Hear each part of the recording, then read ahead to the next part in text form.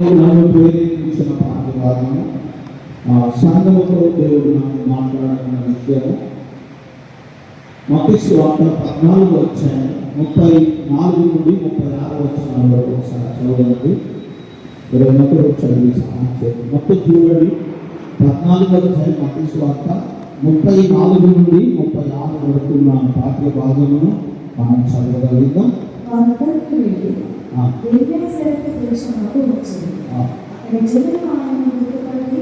చుట్టుపక్కల ఉన్న ఆ ప్రదేశానికి వర్తమానం పంపి గౌరవాన్ని ఆయన తెప్పించి వీరిని వస్త్రం చెప్పే మాటలు ఉండాలని ఆయన ఒడిన వారందరూ సంబంధమైంది. దేవునికి స్తోత్రం కలుగుగాక. చిన్న కాంటాక్ట్స్, ఒక 3 వచనాల కాంటాక్ట్స్. ఒక ప్రాంత ప్రజలు యేసుక్రీస్తు ప్రభువుల వారి యొక్క సంపూర్ణతను చూసిన ప్రజలు, ఒక ప్రాంతపు ప్రజలు యేసు ప్రభువుల సంపూర్ణ దీవెనను అనుభవించినటువంటి ప్రజలు. ఈ గిన్నెసరస్సు తీరము అంటే గలతీయ ప్రాంతపు సముద్ర తీర ప్రాంతం ఇది. ఈ గిన్నెసరస్సు గురించి మనము అనగా నఫ్తాలి ప్రజలు, నఫ్తాలి అనగా యాకోబు కుమారుడైనటువంటి అనగా లేయాకు దాసుడైనటువంటి భార్యకు పుట్టినటువంటి బిడ్డ నఫ్తాలి. దాన్ని ఆదికాండం 49వ అధ్యాయంలో మనము చూస్తాం. ఈ ప్రాంతంలో వారు నివాసం చేస్తున్నారు. నఫ్తాలి అనే గోత్రపు ప్రజలు 12 గోత్రాల్లో తెలుసు కదా. 12 గోత్రాల్లో నఫ్తాలి అనే గోత్రానికి యెహోషువ గ్రంథం 19వ అధ్యాయాన్ని బట్టి ఈ ప్రాంతానికి వారికి స్వాస్థ్యముగా ఇచ్చారు. ఓకే, ఈ అనగా మీకు చరిత్రానుసారంగా కావాలంటే మీరు రాసుకోండి. యెహోషువ గ్రంథం 19వ అధ్యాయము 10 నుండి 16 వచనాల వరకు యెహోషువ గారు ఈ నఫ్తాలి లేకపోతే ఈ గిన్నెసరస్సు, ఈ మీరు 4వ అధ్యాయము మత్తయి సువార్త 4వ అధ్యాయంలో మీరు చూస్తే అక్కడ 4వ అధ్యాయము 12వ వచనం నుండి మనం చూస్తే 12వ వచనం నుండి మత్తయి సువార్త 4వ అధ్యాయం చివరిగా వినపడుతుందా? చివరిలో అర్థం చెప్తారా? వినపడుతుందా? క్లియర్గా? ఓకే, 4వ అధ్యాయము 12వ వచనం నుండి ఒకసారి చదివితే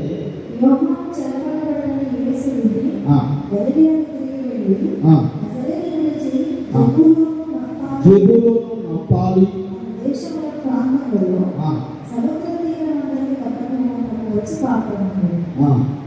జెబూలూను దేశమును నఫ్తాలి దేశమును యోర్దానుకు ఆవరణ సముద్ర తీరమున అన్యజనులు నివసించు గలిలయు.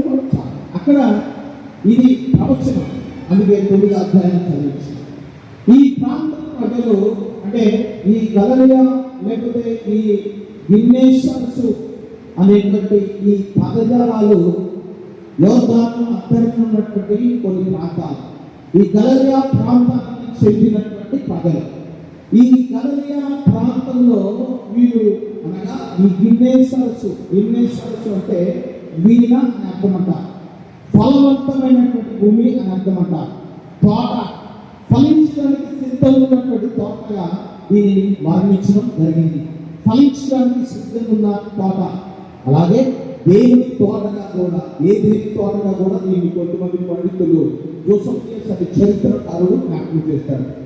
ఎందుకంటే ఎత్తైన ప్రదేశము, దీనిలో సారవంతమైన భూమి అంటది, సారవంతమైన భూమి అంట. అక్కడ మంచి వ్యాపారం జరుగుతుందంట.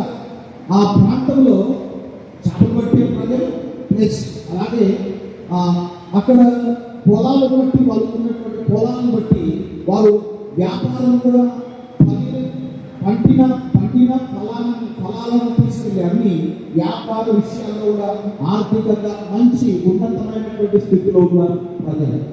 ఈ ప్రజలు అంటే న్యాయాధిపతుల గ్రంథంలో 4వ అధ్యాయంలో 6వ వచనంలో సిసేరా అనేటువంటి న్యాయాధిపతి ఇక్కడి నుంచి వచ్చి నఫ్తాలి ప్రాంతం నుంచి వచ్చి న్యాయాధిపతులకు అయితే న్యాయాధిపతుల కాలంలో ఇజ్రాయేలుని విమోచించడానికి ఈ యొక్క నఫ్తాలి లేకపోతే గిన్నెసరస్సు అనే ప్రాంతాలకు చెందినటువంటి ఆమె. ఇది ఈ దీని యొక్క చరిత్ర మీరు సంఖ్యాకాండం 34 వచ్చాయి 11 వచ్చిన మీరు చూడండి. అలాగే యెహోషువ గ్రంథం స్వాస్థ్యముగా ఏర్పడిన తర్వాత యెహోషువ గ్రంథం 12వ అధ్యాయము 3వ వచనము, యెహోషువ గ్రంథం 19వ అధ్యాయం 10వ వచనం 16వ వచనము, అలాగే యెహోషువ గ్రంథము 13వ అధ్యాయం 20వ వచనం. ఈ వచనాల్లో వారికి నఫ్తాలి అనగా నఫ్తాలి గోత్రానికి స్వాస్థ్యం ఇచ్చినట్లు మనం ఇక్కడ చూస్తాం. ఇది చరిత్ర. ఈ చరిత్రలో వీరు ఈ ప్రాంత ప్రజలు చరిత్రలో ఒక ముఖ్యమైన ఘట్టాన్ని జ్ఞాపకం చేయాలని ఇష్టపడుతున్నా. ఈ ప్రజలంట ఈ దిన్నేశ్వరసు తీరమున్న ప్రజలు నఫ్తాలి గోత్రపు ప్రజలంట దావీదు పరిపాలన చేయడానికి ఇష్టపడినప్పుడు, దావీదు రాజ్య పరిపాలన చేయడానికి ప్రారంభించినటువంటి దినాలలో ఆయన మొదట దేనిని కాన్సన్ట్రేషన్ చేసేదంటే దేవాలయం కొరకు, ప్రత్యక్షణం కొరకు కాన్సన్ట్రేషన్ చేశాడు. ఎప్పుడైతే ఈ యొక్క దావీదు దేవాలయం యొక్క పరిస్థితులు, దేవాలయము ప్రత్యక్షణం మనసు పెట్టాడో నఫ్తాలి గోత్ర ప్రజలు వచ్చి దావీదుతో సపోర్ట్ చేశారట. దావీదుతో సపోర్ట్ చేశారట. చరిత్రకారులు జ్ఞాపకం చేశారు. కావాలంటే నేను ఎప్పుడైనా దీన్ని బుధవారం మీకు ఒక రోజు బుధవారం నేను మంచిగా వివరణ చేస్తా. దాని విషయంలో ఇంకా లోతైన విషయాలు నేను చరిత్రానుసారంగా హిస్టారికల్ ఈవెంట్స్ ఇప్పుడు దేవుని చిత్తమైతే ఒకసారి దీన్ని జ్ఞాపకం చేస్తాను. మీకు దేవాలయం బాగలేకపోతే లేదా ప్రత్యక్షను యెరూషలేములోనికి లేదా దావీదు పట్టణంలోకి తీసుకురావడానికి మీరు చాలా కష్టపడ్డారు. వీరి గురించి కూడా దీంట్లో ఉంది. అయితే మీరు న్యాయాధిపతి కాలంలో ఎలాగైతే ఇజ్రాయేలీయులకు విజయాన్ని ఇచ్చారో, దావీదు కాలంలో ఎలాగైతే ఇజ్రాయేలు ప్రజలకు అనగా ఇజ్రాయేలీయులకు దేవాలయ ప్రత్యక్ష గుడారం యొక్క సంపూర్ణత పనిచేస్తున్నప్పుడు వీరైతే ఎలాగైతే సహకరించారు, దేవుడు చాలా సంతోషపడ్డాడు. ఓకే, నా బిడ్డలు నఫ్తాలీయులు వీరు చాలా బలవంతులు, వీరు చాలా యుద్ధానికి చెందిన, యుద్ధంలో చాలా మంచి. అయితే మీరు చరిత్రానుసారంగా మీరు ఒకసారి చూస్తే చరిత్రలో వీరి మీద జరిగినటువంటి కొన్ని పరిస్థితులు మీకు జ్ఞాపకం చేస్తారు. అనగా వీరి మీద జరిగినటువంటి కొన్ని పరిస్థితులు మనం చూస్తే మనము 2వ రాజుల గ్రంథంలో వీరి యొక్క 2వ రాజుల గ్రంథము 15వ అధ్యాయం 29 అశ్షూరీయులు వీరి మీద జయింపోతారు. 734లో జయింపోతున్న వారు 733 వరకు వీరు బానిసలుగానే బ్రతుకుతున్నారు. వీరి దగ్గర అనగా అశ్షూరీయుల చేత ఓడిపోయి నాశనములకు నడిపించబడుతున్నటువంటి ప్రజలుగా లేక నష్టపోయిన ప్రజలుగా వీరిని మనం గుర్తించవచ్చు. అది మొదటి రాజు 2వ రాజు గ్రంథంలో మీరు చూడవచ్చు. అయితే నేను అశ్షూరీయులు మూడోసారి దండయాత్ర చేస్తున్నప్పుడు నఫ్తాలి గోత్ర ప్రజలు లేకపోతే ఈ యొక్క తీరంలో ఉన్నటువంటి ప్రజలు నష్టపోయారు. ఎలాగంటే వారిని పూర్తిగా వీరు స్వాధీనం చేసుకున్నారు. అంటే శాపగ్రస్తమైన ప్రజలుగా, దేవుని యొక్క సన్నిధిని అనుభవించలేని ప్రజలుగా ఉండిపోయారు. అంటే నేనేమంటానంటే వీరి మీద శాపాన్ని సాతానుడు శాపమనే వస్త్రాన్ని వారి మీద చేశారు. వారి మీద శాపమనే వస్త్రం వేస్తే వారు శాపగ్రస్తులయ్యారు. శాపగ్రస్తులైనటువంటి ఆ ప్రజలను దర్శించుకోవడానికి ప్రభువు వారు వచ్చారు. 14 వచ్చాయి. మనం చదువుకున్న మత్తయి సువార్త 14 వచ్చాయి. ఈ యొక్క అనగా ఈ నఫ్తాలి ప్రాంతపు లేదా ఈ గిన్నెస్ సరస్సు తీరంలో ఉన్నటువంటి ప్రజల యొక్క జీవితం యొక్క గోరు బాధ ఏంటంటే అయ్యలాగా మేము ఫలించే భూమి ఉంది. ఓకే, మేము వీణలాగా ప్రభు కొరకు మేము అప్పుడప్పుడు వీణలాగా మేము కూడా సీతాలాగా మేము కూడా పనిచేస్తున్నాం. ఓకే, మాలో ఫలం ఉంది, ఆర్థిక వనరులు ఉన్నాయి, దేవుని సన్నిధి మాత్రమే ఉంది.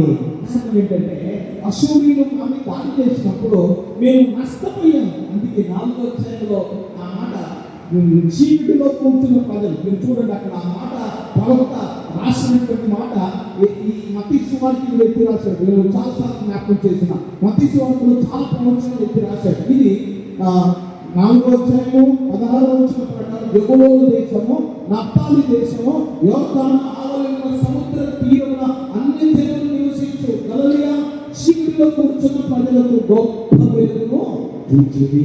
ఇది యెషయా గ్రంథం 9వ అధ్యాయం 1వ వచనం 2 2-3 వచనాలు మీరు ఈ ప్రవచనం యొక్క నెరవేర్పులు మీరు చూస్తారు. అనగా ప్రవచనం ఆలోచిస్తే యేసుక్రీస్తు వారితో ఈ ప్రవచనము నెరవేరడము, ఈ ప్రవచనం యొక్క సంపూర్ణత ప్రజల మధ్యలో పనిచేయడం అంటే నేనేమంటానంటే వారి మీద శాపగ్రస్తమైన వస్త్రము వారి మీద ఉంది. ఆ శాపగ్రస్తమైన వస్త్రాన్ని తొలగించడానికి ప్రభు వారి మధ్యలో వెళ్ళడానికి ఇష్టపడ్డాడు. వాళ్ళు మీరు అక్కడ చూస్తే ఆయన అక్కడ జనులు ఆయన గుర్తుపట్టి 14 వచ్చాయేమో 34 వచ్చిన వాళ్ళిద్దరు అనగా వెళ్ళి గిన్నెసాల దేశంలోకి వచ్చేది. అక్కడ జనులు ఆయనను గుర్తుపట్టి చుట్టుపక్కల ప్రజలందరినీ పిలిపించారు. దేవుని స్తోత్రం కలుగును. మనము శాపగ్రస్తమైన స్థితిలో ఉన్నాము. మన మీద శాపం ఉంది. ఈ శాపం నుండి విడిపించడానికి ఈ భూమిని దేవుని కుమారుడు మెస్సయ్య మధ్యలోకి వచ్చిందో దేవుని స్తోత్రం కలుగును.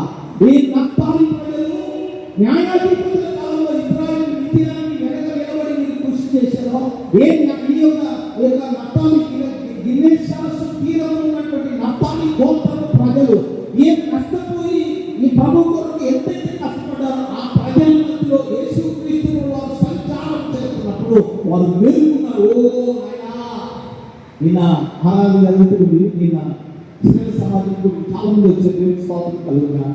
ఆరాధనలో వాళ్ళ కుమారుడు వాళ్ళ బిడ్డ అమ్మగారు వాళ్ళు కొడుకుంటే ఆరాధన చేస్తుందంటే వీళ్ళు నాకైతే ఒళ్ళు పొలరించి ఒళ్ళు మొత్తం దేహం మొత్తం కాల్చిపోయినట్టు అనిపించింది. నేను ఆయనతో కలిసి నేను కూడా ఆరాధన చేయాలి. మధ్యాహ్నం అమ్మగారు నాకే అనిపించి ఇద్దరు కలిసి ఆరాధన చేయాలని అంటే ఆరాధన చేసే ప్రజలు దేవుని మందిర విలువలు తెలుసుకున్న ప్రజలు అవి ఎక్కడైతే నష్టపోయారో మందిరానికి వస్తారు. గుర్తుపెట్టుకోవాలి, మందిరంలో సమయం గడిపే ఇక్కడ మీరు చూస్తే ఆ గిన్నెసాల దేశంలో ఉన్నటువంటి ప్రజలు ఆయన గుర్తుపట్టి క్రీస్తుని గుర్తుపట్టి ఆ దేశపు ప్రజలు క్రీస్తుని గుర్తుపట్టి ఏమంటారంటే యెషయా 6:1 విషయాలను ఆలోచించుకున్నటువంటి సంకల్పంతో సంవత్సరంలో సింహాసనములు ప్రభువు ఆశీర్వై ఉండగా చూచుకుని ఆయన చొక్కాయి అంచులు జాగ్రత్తగా వినడమా, ఆయన చొక్కాయి అంచులు దేవాలయం నిండుకొనును, ఆయనకు పైగా శరాపులు నిలిచి ఉంది.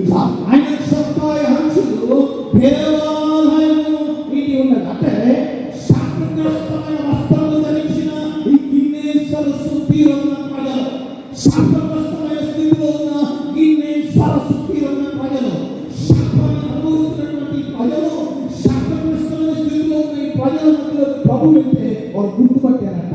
అది విషయం. అంటే వారు గుర్తుపట్టి యేసే దగ్గరికి వచ్చి, అయ్యా మేము ఆర్థికంగా మాకు ఏ లోటు లేదు, మేము సంపాదించుకుంటున్నాం, మా భూమి ఫలిస్తుంది, మేము బాగున్నాం, మేము ప్రభు కొరకు వాడవలసిన సమయంలో మేము వాడబడుతున్నాం, మేము ఏమి చేయాలో ప్రభు కొరకు మా వంతు మేము చేస్తున్నాం, డబ్బులు ఇస్తున్నాం, అంటే కష్టపడుతున్నాం, అన్ని చేస్తున్నాం. కానీ ఈ శాపాన్ని తొలగించే మెస్సయ్యని మేము గుర్తించే అది విషయం. అక్కడ శాపగ్రస్తమైన స్థితిలో అంటే యెషయా గ్రంథాన్ని నేను ఎందుకు ఆలోచన కల్పించానంటే దేవాలయం ఆయన వస్త్రము లేదా ఆయన అంగి అంచు అంటే దేవాలయం శుద్ధి చేయని వాడు ఆయన యెషయా ప్రవక్త దర్శనంలో చూసినటువంటి మహనీయమైన ఘట్టం.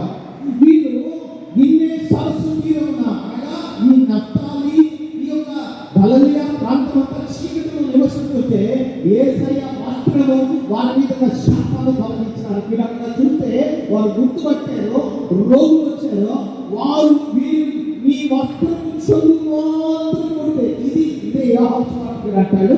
యేసయ్య గురించి రాయాలి అంటే ఈ భూమి అంతా పుస్తకం తీసుకొని సముద్రం అంతా శిల తీసుకొని రాసిన సరిపోతుంది. దేవునికి స్తోత్రం కలుగుగాక. హల్లెలూయా. yes యేసుక్రీస్తు ప్రభువుని గురించిన విషయాలు మనము చెప్పాలన్నా, మనము ఆ ప్రజలలో ఆ విషయాలన్నీ మనం చేయాలన్నా ఈ భూమి ఏమి చేసినా మనకు అది తీరనిదే. ఈ 14వ అధ్యాయంలో గిన్నెసాల తీరంలో ఉన్నటువంటి నఫ్తాలి గోత్రపు ప్రజల యొక్క జాబితాలు ఎలాగున్నాయంటే, అయ్యా మేము కష్టపడుతున్నాము కానీ చిన్న సంచులు వేసినట్టుందయ్యా, మేము దుప్పటి కప్పుతున్నాము కానీ మా చలి తీరకుందయ్యా, మేము ఏమి చేసినా చివరికి నష్టాన్ని మేము అనుభవిస్తున్నామయ్యా. వారు గుర్తుపట్టి వారు ఆయన దగ్గరికి వచ్చారు. క్రీస్తుని గుర్తించిన జనము, అయితే క్రీస్తుని గుర్తించిన ఆ యొక్క ప్రజలు క్రీస్తు యొక్క సంపూర్ణతను అక్కడ నెరవేరు అంటే యేసులో సంచరిస్తుంటే వాళ్ళు అనుకున్నారట ఆయన వస్త్రం కొడితే మేము బాగుపడతాం. వాళ్ళ మంచి 14 రక్తస్రావం కలిగిన స్త్రీ యేసు గురించి విని, మీరు తర్వాత చదువుకోండి, యేసు గురించి విని 5వ అధ్యాయం అనుకుంటా, సారీ మార్కు సువార్త 5వ అధ్యాయంలో ఈ విషయాలు ఉన్నాయి. మార్కు సువార్త 5వ అధ్యాయంలో ఈ విషయం 5వ అధ్యాయంలో 25వ వచనం 26, 27 తర్వాత చదువుకోండి. అది యేసు వారు ఆయన ఆమె మొత్తం నష్టపోయి ఎన్నో వైద్యుల దగ్గరికి తిప్పబడి నేను ఆయన యేసు గురించి విన్న తర్వాత నేను ఆయన వస్త్రపు చెవుల నుండి చాలా వచ్చి వెనక నుండి వచ్చి ఆయన వస్త్రపు చెవులు కొట్టి బాగుపడింది. ఈ గిన్నె సంస్కృతిలో ప్రజలు అనుకుంటున్నారు ఆయన వస్త్రం గురించి చాలు. కారణం ఏంటంటే మా మీద శాపము మా మీద లేదు. శాపాన్ని మేము అనుభవిస్తున్నాము. కన్నీరు మాకు ఈరోజు పారమైంది. మేము కన్నీరు కాలుస్తూ దేవుని సన్నిధిలో సంతోషంగా బ్రతకలేని పరిస్థితుల్లో మేము బ్రతుకుతున్నాం. ప్రియమైన దేవుని పిల్లారా, ఈ శాపాన్ని తొలగించడానికి ప్రభువు భూమికి వచ్చాడు. ఈ శాపాన్ని తొలగించడానికి మహనీయమైన దేవుని కుమారుడు యేసుక్రీస్తు ప్రభువారు అశుద్ధుని చేత విజయం పొంది, అశుద్ధుని చేత వీరు నాశనము పొంది, వీరు అనగతబడి చీకటి కాలంలో వీరిని కూర్చొని అనగా ఈ యొక్క 400 సైలెంట్ పీరియడ్ లో వారి యొక్క గ్రీకి రాజ్యం పరిపాలన చేస్తున్నప్పుడు ఏ ఒక్కరు నేను పడుచుకోలేదు, ఏ ఒక్కరు నేను నీ గురించిన విషయాలు కూడా తెచ్చేయి. అని యేసుని ఎప్పుడైతే నఫ్తాలి ప్రాంతము అయితే ఆ గిన్నెసన్స్ ప్రాంతాన్ని సంచరిస్తున్నప్పుడు అనుకున్నాడట, ఈ నఫ్తాలి ప్రాంతం ప్రజల మీద ప్రవచనం ఉంది, ఆ ప్రవచనం నెరవేరాలి అంటే నేను అక్కడ సంచరించాలి. నేను అక్కడ వారి మధ్యలో సంచరిస్తే కానీ, నేను వారి మధ్యలో వెళ్తే కానీ, నేను వారి మధ్యలో ఉన్నప్పుడు మాత్రమే ఆ శాపాన్ని నేను వారి మధ్య నుండి తొలగిస్తాను. వాక్యమైన ప్రేమైన దేవుని ద్వారా వాక్యము మన మీదున్న శాపాన్ని తొలగించాలి. వాక్యము విను కొలది, వాక్యాన్ని అర్థం చేసుకునే కొలది, వాక్యాన్ని మన జీవితాలకు ఆపాదించుకునే కొలది, వాక్యం యొక్క సంపూర్ణతను మనం అర్థం చేసుకునే కొలది మన మీద ఉన్నటువంటి శాపము తొలగిపోతుంది. నిన్నే సమస్య తీరమున్న ప్రజలు దేవుని చేత, దేవుని ద్వారా, ప్రభువు ద్వారా వారు జరిగినటువంటి అద్భుతమైన విషయాలు, వారికి జరిగిన అద్భుతమైన విషయాలు. ఆ గిన్నె సరస్సు తీరమున్న ప్రజలు దేవుని చేత, దేవుని యొక్క సన్నిధిలో ఉన్న సంపూర్ణతను అనుభవించిన ప్రజలు. రెండోది జ్ఞాపకం చేస్తున్నా, వారు క్రీస్తుని అనగా ఆ దేశం ప్రజలు ఆయన దగ్గరికి వచ్చారో క్రీస్తుని వారు ఎప్పుడైతే గుర్తుపట్టారో వారిలో ఏం జరిగిందంటే విశ్వాసం యొక్క సంపూర్ణత పనిచేయడం మొదలుపెట్టింది. విశ్వాసం యొక్క సంపూర్ణత పనిచేయడం మొదలుపెట్టింది. ఎప్పుడైతే నువ్వు గుర్తిస్తావో నేను ఈ పరిస్థితిలో ఉన్నా, నన్ను బాగు చేయగలిగిన వాడు యేసయ్యా అని ఎప్పుడైతే నువ్వు గుర్తిస్తావో, గుర్తించిన నీలో క్రీస్తు మీద విశ్వాసం పెట్టాలి. యేసు ప్రభువారు అనగా క్రీస్తు యొక్క ఆ సంపూర్ణత, ఆ విశ్వాసం అంటే హెబ్రీ పత్రిక ప్రకారము 4వ వచనం విశ్వాసం యొక్క కర్త, దాన్ని కొనసాగించు యేసు వైపు అనగా మన జీవితంలో విశ్వాసాన్ని సృష్టించగలిగిన వాడు, శాపం నుండి విమోచించగలిగిన వాడు, బలహీనతల నుండి మనల్ని బాగు చేయగలిగిన వాడు, మన జీవితంలో ప్రభు సన్నిధిలో అనగా ఆయన కొరకు బ్రతకడానికి, మనల్ని పరిపూర్ణంగా ఆయన కొరకు బ్రతకడానికి ఆయన మాత్రమే మనల్ని బాగు చేయగలిగిన అద్భుతమైన దేవుడు. మీరు అంటే హెబ్రీ పత్రిక 4వ అధ్యాయము ఆయన జ్ఞాపకం చేస్తూ విశ్వాసమునకు కర్త ఆయన జ్ఞాపకం చేసినటువంటి మాట, హెబ్రీ సంఘానికి అపోస్తలుడైన పౌలు జ్ఞాపకం చేసిన మాట, విశ్వాసమునకు కర్త, దాన్ని కొనసాగించు యేసు వైపు కొనసాగుతా. అంటే ఆయన ఉద్దేశం ఏంటంటే ఈ భూమి మీద యేసు గురించి ఎప్పుడైతే వింటావో, యేసు గురించి ఎప్పుడైతే లోపల దాచుకుంటావో, నీలో ఉన్న శాపాన్ని నీవు గుర్తించి ప్రభు దగ్గర పెడితే నీలో ఉన్న అవిశ్వాసం తొలగిపోతుంది, నీలో ఉన్న అపవిత్రత తొలగిపోతుంది. మీరు చూడండి, ఈ యొక్క 14వ అధ్యాయము అతిశయోక్త 14వ అధ్యాయం మీరు చూడండి, యేసుక్రీస్తు ప్రభువారు సంచరిస్తున్నటువంటి ఆ గిన్నె సరస్సు తీరమున సంచరిస్తున్నటువంటి ఆ సమయంలో ముందే మీరు అక్కడ చూస్తే అక్కడ 14వ చదువుతారా? 22వ వచనం నుండి చదువుతారా? వెంటనే ఆ జనసమూహంలో తాను పంపివేయనంతలో తన శిష్యులతో ఎక్కి తనంటే ముందుగా అతనికి వెళ్ళవలనని ఆయన వారిని బలవంతం చేసేను. ఆయన ఆ జనసమూహాలను పంపివేసి ప్రార్థన చేయటకు ఏకాంతంగా కొండ ఎక్కిపోయి సాయంకాలం అయినప్పుడు ఒంటరిగా ఉండేది. అప్పటిగా నదికి దూరంగా ఉండగా గాలి ఎదురైనందున పడవలను కొట్టవలసిందేమో. జాగ్రత్తగా వినండి.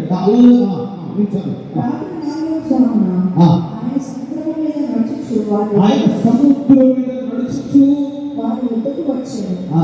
ఆయన సముద్రం మీద నడుచుట శిష్యులు చూసి భూమిని చెప్పుకొని కేకలు వేసింది.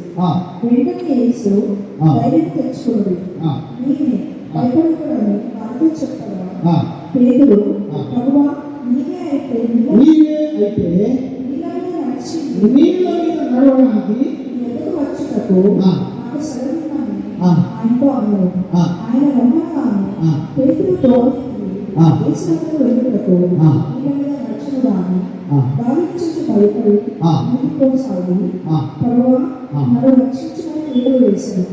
వెంటనే యేసు చేయి చాపి అతన్ని పట్టుకొని అల్ప విశ్వాసి సందేహపడుతుందని చెప్పాడు. వారు లోనే ఎక్కినప్పుడు బాగా వారు వచ్చి నీవు నిజముగా దేవుని కుమారుడు అని చెప్పి ఆయనకు మ్రోగిరి. ఇది విశ్వాసం. పేతురు భక్తుడు అన్నాడు, ప్రభువా నేను నడుస్తా. ఈ ప్రాంతానికి వెళ్ళే ముందు జరిగినటువంటి ఈ యొక్క పని, ఈ ప్రాంతంలో దర్శించక ముందే శిష్యుల మధ్యలో ఒక విశ్వాస ప్రక్రియ చేయాలని ఇష్టపడ్డాడు ఆయన. ప్రభు వెంబడిస్తున్నారు, ఏదైనా కష్టం వస్తే నాకు కష్టం వచ్చినట్టున్నారు. పేతురు మునిగిపోతుంటే యేసయ్య పట్టుకొని పైకి అల్ప విశ్వాసి అని అన్నాడు. కూలిపోతున్న విశ్వాసాన్ని తిరిగి కట్టగలిగిన వాడు, విశ్వాసం లేని ప్రజలకు విశ్వాసాన్ని కలిగించిన వాడు, అల్ప విశ్వాసాన్ని సైతం విశ్వాసం పరిపూర్ణతలో తీసుకురాగలిగిన దేవుని కుమారుని యొక్క సంపూర్ణతను మనం ఈ ప్రాంత ప్రజలు దర్శించుకున్నారు. దేవుని పిల్లలారా, ఈ దినమున ప్రభు నాకు జ్ఞాపకం చేసింది ఏంటంటే, మీకు ప్రభు మీద విశ్వాసం వచ్చి, ప్రభువా నా మీద ఈ శాపం ఉంది, ప్రభువా ఈ బలహీనత నా మీద ఉంది, ఈ అపవిత్రత నా మీద ఉంది, ఈ పరిస్థితులు గుండా నేను ప్రయాణం చేస్తున్నాను, నన్ను నువ్వు జ్ఞాపకం చేసుకో, నన్ను నువ్వు దర్శించు అని ప్రభు దగ్గర నువ్వు ఎప్పుడైతే నువ్వు ప్రభు దగ్గర విశ్వాసంతో నువ్వు అడిగి నీ మనసు విప్పుతావో ఖచ్చితంగా నీ యొక్క జీవితంలో గొప్ప కార్యాన్ని ప్రభు చేయడానికి ఇష్టపడతాడు. అదే ఇక్కడ జరిగిన ప్రక్రియ. ప్రభు పేతురులో ఉన్న ఆత్మవిశ్వాసాన్ని తొలగించాడు, సందేహాన్ని తొలగించాడు. మరణ తోమిలో కూర్చోబెట్టి తుఫాను ఆపి అద్దరికి చేసి ఇన్నే సరస్సు తీరమైన ప్రజలు అద్భుతం చేస్తుంటే పేతురు లోపల చప్పుడుకుంటున్నాడు. ప్రభువా నేను కూడా బలహీనంగా ఉన్నా, నేను కూడా విశ్వాస పాత్రుడుగా లేను, విశ్వాసం లేని వ్యక్తిగా ఉన్నా, నన్ను జ్ఞాపకం చేసుకున్నా, ఈ ప్రజలను కూడా అలాగే జ్ఞాపకం చేస్తున్నా. ప్రియమైన దేవుని ద్వారా నీలో విశ్వాసం లేకపోవచ్చు, నువ్వు విశ్వాసం బలహీనంగా ఉండవచ్చు, అల్ప విశ్వాసంతో ప్రజలు ఉండొచ్చు, దాని చేత చెదరగొట్టు పొత్తుగా నీ జీవితంలో ఉండొచ్చు. ప్రభువా నాలో ఉన్న సకల పొత్తును తీసివేసి విశ్వాస పరిపూర్ణతలో నన్ను నింపి నడిపించాలి.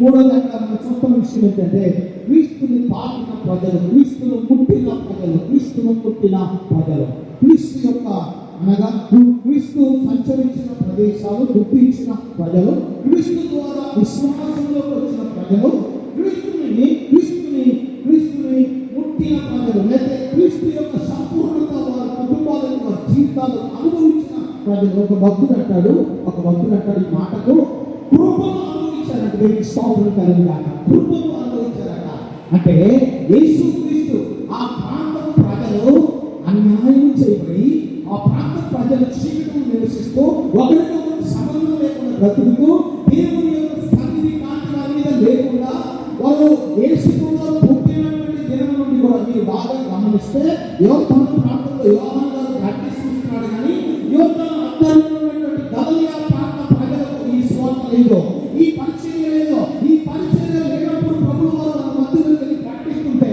వాళ్ళు విశ్వాసం తిరిగి కట్టబడుతుంది, వాళ్ళు శాపం పెరిగిపోతుంది, శాపం అన్ని పోతుంటే కృపను వాళ్ళు అనుభవించడం మొదలుపెట్టారు. కృప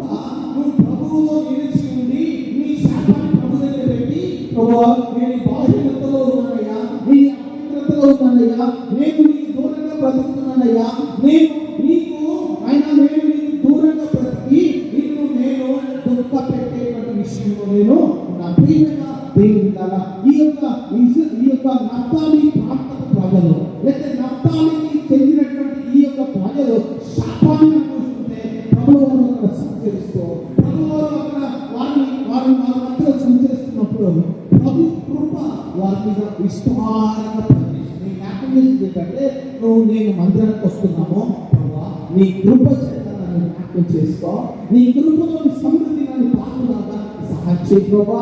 ప్రభువు కూడా ఏం కోరుకున్నాడంటే నిన్ను తాకాలని, నిన్ను దీవించాలని, నిన్ను ఆయన నీ మీద ఉన్న శాపగ్రస్తమైన వస్త్రాన్ని తీసేసి ప్రశస్తమైన వస్త్రాలు ధరించాలని. కారణం ఏంటంటే నీవు స్వస్థపరచబడి, నువ్వు బాగు చేయబడి, నీలో ఉన్న విశ్వాసం బాగు చేయబడి, ప్రభు క్రీస్తు యొక్క సంపూర్ణతను కృపను అనుభవించిన తర్వాత క్రీస్తు యొక్క గుణగణాలు నీలో వ్యాప్తి చెందాలని ఆయన ఉద్దేశం. ఎత్తబడే గుంపులో ఉండాలి అంటే క్రీస్తు యొక్క సంపూర్ణత నీ ఆధ్యాత్మిక జీవితంలో పనిచేయడానికి. మీరు అక్కడ చూస్తే, అంటే ఈ యొక్క 14వ అధ్యాయంలో చూస్తే, ఆయన నిజముగా నీవు నిజముగా దేవుని కుమారుడు అని చెప్పి ఆయనకు బ్రొక్కింది. అయితే ఇక్కడ కూడా మీరు చూస్తే అనేకులు ఆయన ఎదుర్కొచ్చి వీరందరూ ఆయన వస్త్రము ముట్టిన బాగుపడి వేడుకొని, ఆయన వస్త్రము ముట్టిన వారందరూ స్వస్థతలో తిరిగి, ఆయన వస్త్రము ముట్టిన వారందరూ ప్రతి దేవాలయం మీద యేసుప్రభు వారి యొక్క రక్తముతో కూడిన వస్త్రాన్ని ఆయన వారి మీద వేశాడు. ప్రతి దేవాలయం మీద ఉంది. నేను విశ్వసించి నా మీద శాపగ్రస్తమైన, అపవిత్రమైన, లేకపోతే అనారోగ్యకరమైన ఈ యొక్క వస్త్రము నుండి, ఈ శాపగ్రస్తమైన స్థితి నుండి నన్ను బాగు చేయడం అంటే ఆయన కృప నీకు ప్రశస్తమైన వస్త్రము. యెహోషువ గ్రంథము అనగా జకర్యా గ్రంథము 3వ అధ్యాయము, జకర్యా రాసినటువంటి గ్రంథం 3వ అధ్యాయం మొదటి వచనం, అది 3వ అధ్యాయం మీరు చూస్తే జకర్యా గ్రంథము, జకర్యా గారు ఒక చిన్న విషయాన్ని నేను జ్ఞాపకం చేసి ముగిస్తాను. చిన్న విషయం ఒకటి మనం జ్ఞాపకం చేసుకుందాం. యెహోషువ జకర్యా గ్రంథం 3వ అధ్యాయము మొదటి వచనం ఇట్లా చదువుతారా? మరియు ప్రధాన యాజకుడైన యెహోషువ నిలబడినను సాతాను తిరిగానే అతడు కుడిపార్శ్వమున నిలబడినను అతడు నాకు కనపరచును. సాతాను యెహోవాను వర్తించును, యెరూషలేములో కోరుకోడు యెహోవా నిన్ను వర్తించును. ఇతడు అగ్నివాయువులో తీసిన తొరగి వలెను యెహోవా పదాలను యెహోవా దూత సాతానుతో అన్నది. యెహోషువ మలిన వస్త్రములు ధరించిన వాడై దూత సమూహంలో నిలబడి ఉండగా దూత దగ్గర నిలిచిన వారిని పిలిచి ఇతని మైలపడాలను తీసివేయని ఆజ్ఞాపించి, నేను నీ దోషములను పరిహారించి ప్రశస్తమైన వస్త్రములు నీకు అలంకరించుచున్నాను. యెహోషువ గారు మలిన వస్త్రం ధరించుకున్నందుకు సాతాను ఫిర్యాదు చేస్తాడు. అయ్యా, ఇతడు మలిన వస్త్రం ధరించుకున్నాడు అంటే వెంటనే దేవుడికి ఆజ్ఞాపించగా మలిన వస్త్రం తొలగించి ప్రశస్తమైన వస్త్రాన్ని ఆయన మీద వేశాడట. దేవునికి స్తోత్రం కలుగుగా. ప్రశస్తమైన వస్త్రాన్ని తొలగించాడట. ప్రియమైన దేవుడు బిడ్డలారా, అదే ప్రశస్తమైన వస్త్రము ప్రభు నీ మీద వేయడానికి ఇష్టపడుతున్నాడు ఈరోజు. అదే ప్రశస్తమైన వస్త్రాన్ని ఈరోజు ముట్టుకో. అదే ప్రశస్తమైన వస్త్రం నీ కుటుంబాన్ని, నీ కుటుంబం మీద నీ మీద ప్రతి శాపాన్ని ఆశీర్వాదకరంగా మార్చుకున్న అద్భుతమైన దేవుడు. ఆ ప్రాంత ప్రజలు, విఘ్నేశ్వర తీరన్న ప్రాంత ప్రజలు, నఫ్తాలి గోత్రం ప్రజలు, చీకటిలో నివసిస్తున్న ప్రజలు, మరణాల కాలంలో నివసిస్తున్న ప్రజలు ప్రభువుని గుర్తించారు, ప్రభు మీద విశ్వాసం ఇచ్చారు, దేవుని కృపను అనుభవించడం పెట్టారు.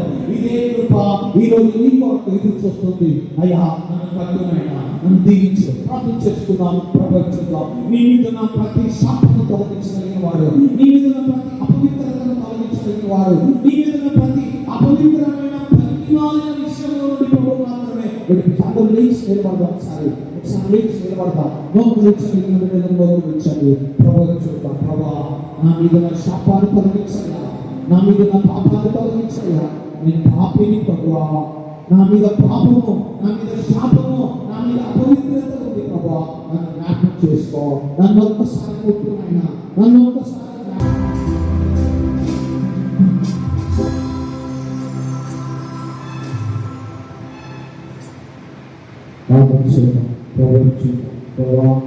నన్ను జ్ఞాపకం చేసుకో. నా మీద నేను చీకటిని తొలగించు, నా మీద నా అపవిత్రత తొలగించు. నువ్వు ఎక్కడైతే పడిపోతున్నావో, ఎక్కడైతే నాశనం అయిపోతున్నావో, ఎక్కడైతే నీ జీవితం పతనం అయిపోతుందో అక్కడ నుండి తిరిగి పోవాలని ప్రార్థనగా ఆయన విశ్వాసం ఉంచుతావా? ఆయన విశ్వాసం ఉంచితే ప్రభావ నేను ఇక్కడ పడిపోతున్నానయ్యా, నన్ను జ్ఞాపకం చేసుకో. ఇక్కడ నేను కూలిపోతున్నానయ్యా, నన్ను జ్ఞాపకం చేసుకో. ఇందువరకు నేను పడిపోతున్నానయ్యా, నాలో నేను బలహీనతను తొలగించుకోమా. ఒకవేళ సెల్ ఫోన్ వల్ల పడిపోతున్నది, తల్లిదండ్రులు తెలియకుండా చీకటి సంబంధమైన క్రియలు మీలో పనిచేస్తున్నాయేమో, మీ ఉద్యోగంలో, మీ పనిలో, కాలేజీలో ఇంకా దేవుని ఆయాసకరమైన క్రియలతో బ్రతుకుతున్నావేమో. ఒక్కసారి ప్రభువును చూస్తావా? ఒక్కసారి ప్రభువు నిన్ను ముట్టును గాక. ఆయన వస్త్రపు చెరుకు నీ మీద, వస్త్రపు చెరుకు నీ మీద కప్పును గాక. నీ మీద ఉన్న శాపము తొలగిపోను గాక. నీ మీద ఉన్న ప్రతి విధమైన అపవిత్రత నుండి ప్రభు నిన్ను స్వస్థపరచును గాక. నీ మీద ఉన్న ప్రతి శాపము నీవు మాత్రమే నమ్మానయ్యా, నీవు మాత్రమే నా ప్రియా, నీవు మాత్రమే అయ్యా, నీవు మాత్రమే నా ప్రియా,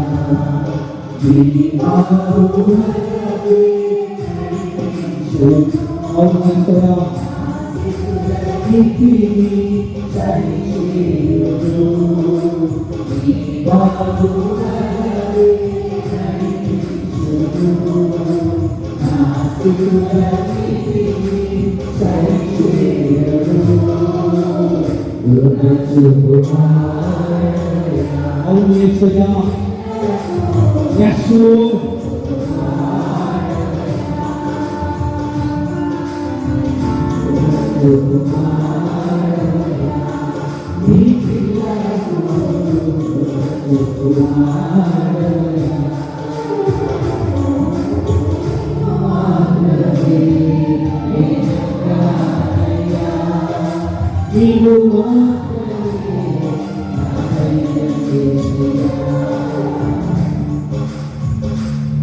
నీవు సెలవీయగా అడుగనిది వాక్కును ప్రకటించు. నీవు సెలవీయగా అడుగనిది వాక్కును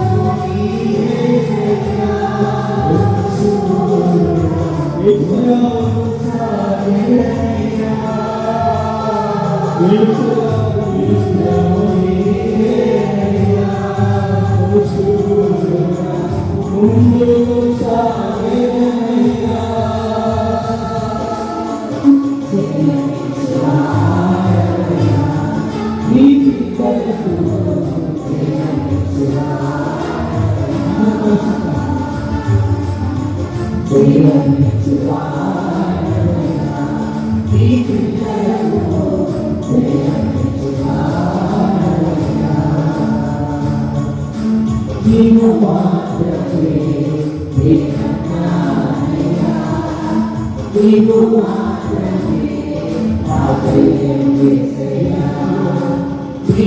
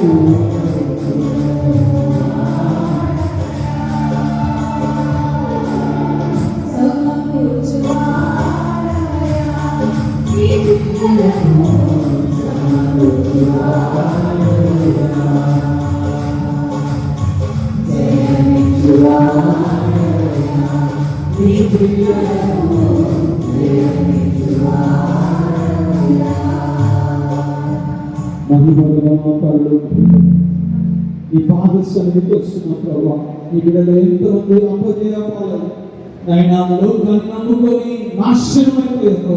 యేసు నామములో తిరిగి కట్టబడుదురు గాక, తిరిగి ఆశీర్వదించబడుదురు గాక, తిరిగి బలపరచబడుదురు గాక, తిరిగి నీ పునరుద్ధాన శక్తి, నీ పునరుద్ధాన ఆశీర్వాదములు ప్రతి బిడ్డ మీద యేసు నామములో ఉండును గాక. ప్రతి శాపము తొలగిపోవును గాక, ప్రతి బలహీనత తొలగిపోవును గాక, ప్రతి సమస్యలు యేసు నామములో తొలగిపోవును గాక. ఆటంకపరిచే దుష్టశక్తులు ఆరోగ్యము అయినా కలుగునీయుండే ఆటంకపరిచే దుష్టశక్తులు కుటుంబాల మీద చీకటి పనిచేస్తున్న ప్రతి చీకటి యేసు నామములో తొలగిపోవును గాక.